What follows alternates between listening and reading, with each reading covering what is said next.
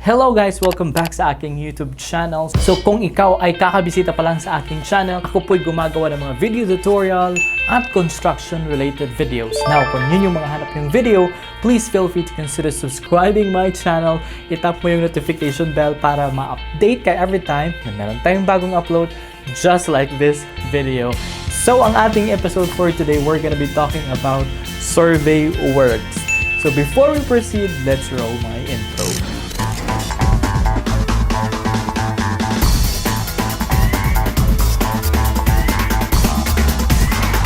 So in this episode, we're going to be talking about cancellation, amendments, and rejection. Let us know ano nga ba yung mga factors that will lead to cancellation, amendments, and rejection sa mga hawak niyong survey plan. So again, let's begin with the disclaimer. Ang ating pong reference document na hawak ngayon ay DNR Administrative Order number 2007-29.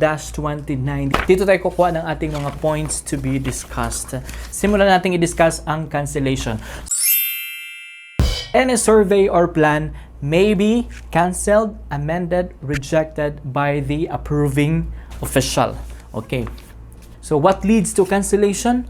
Survey later found to be erroneous and spurious, approved and not in accordance with the purpose for which it was authorized may be cancelled. So it could be cancelled especially when it is found later on that the survey that you had is erroneous and spuriously approved. So what are the factors? Unang-una, survey for the purpose of land registration covering non-alienable and disposable area. It should be inalienable and disposable, or it should not be non-alienable and disposable. So right now, if you are holding an approved survey, but the area is non-alienable and non-disposable, then that could lead to cancellation. So paano natin malalaman na ito ay alienable and disposable? Simple lang. So first classification if it's not for forest, and second if it's not for mineral lands, and third if it's not for national parks, then it could be considered as alienable and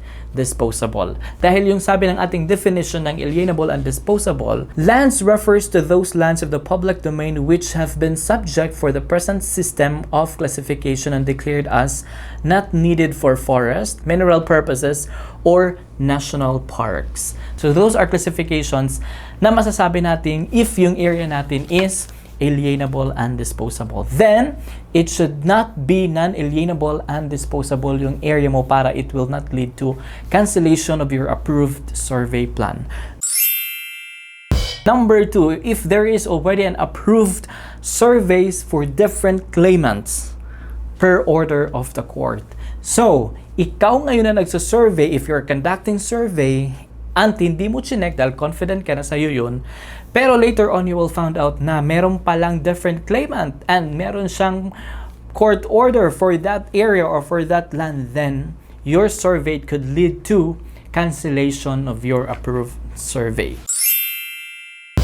So number 3, previously approved subdivision covering surveyed and registered lands found to be erroneously executed and are not in conformity with the owner's agreement. So ang sabi ng number 3, if the previous approved subdivision and registered land, kung ma-found out na meron ding mga mali doon sa survey na yon and it is not conform or hindi naaayon sa kagustuhan ng may-ari, it could lead also to cancellation of that approved survey.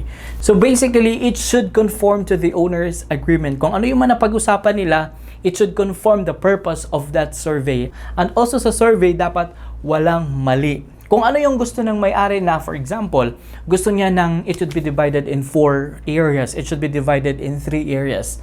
So it should be conform to the owner's agreement kung ano yung pinag-uusapan nila. Because if it's not conforming to the owner's agreement, then it will also lead to cancellation of that approved survey. So let's have now the amendments. Amendments in any survey or plan may be corrected and amended by the administrative action of the approving official provided.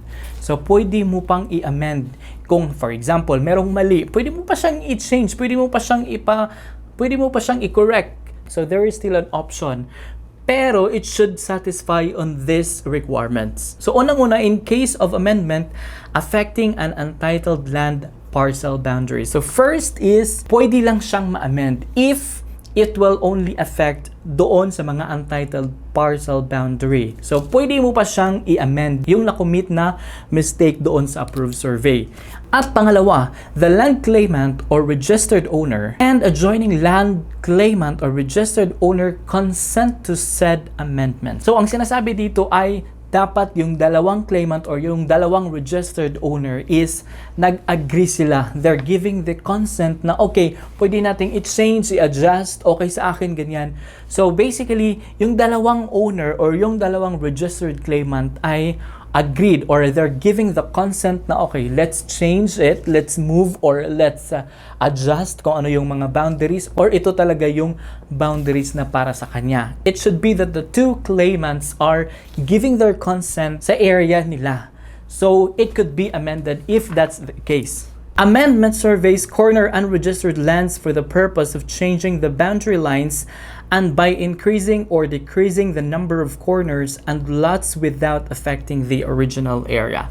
And lastly, if it's not, even if it will change, increase or decrease the number of corners doon sa area mo, as long as it will not change the total area, then it would be fine. It could be amended doon sa approved survey. So, pwede lang siyang i-amend, lalong-lalo na kung mag-increase ka lang ng mga number of corners.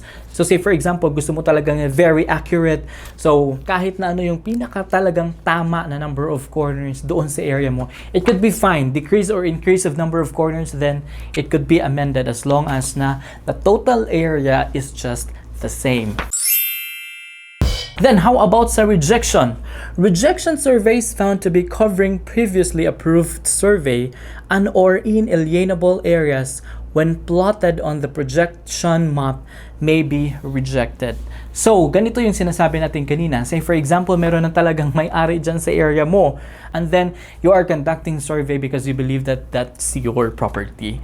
The problem is, yung pinakaunang claimants is talaga yung pinakatotoong may-ari. So, dapat talagang pag nagkakanta kayo ng survey, make it sure na na-check nyo na kung ano yung mga dapat i-check. Na-verify nyo na kung ano yung mga dapat i-verify. Kung sino yung mga may-ari, anong history ng area na yon, anong history ng title, or whatever, yung mga subdivision, or whatever na mga kailangan para to prove na ikaw talaga yung may-ari ng area na yon. So that hindi ma-reject or hindi masasayang yung ating ginagawang survey. So I hope na meron kayo natutunan when it comes to cancellation, amendments, and rejection of your approved survey. So kung meron kang hawak kayo na survey plan and it is approved, make it sure na hindi kayo pumasok doon sa mga criteria na sinasabi natin that will lead to cancellation, amendment, and rejection sa inyong mga approved survey. Dahil alam natin pag-usapang lupa, napaka-importante at napaka-critical dahil ang daming mga nangyayari ngayon when it comes sa usaping lupa. So I guess that's it for this vlog and I hope that you learned something out from this video. And if you do, please do consider subscribing my channel. I-tap mo yung notification bell para ma-update ka every time na meron tayong bagong upload just like this video. Watch me through the square, I don't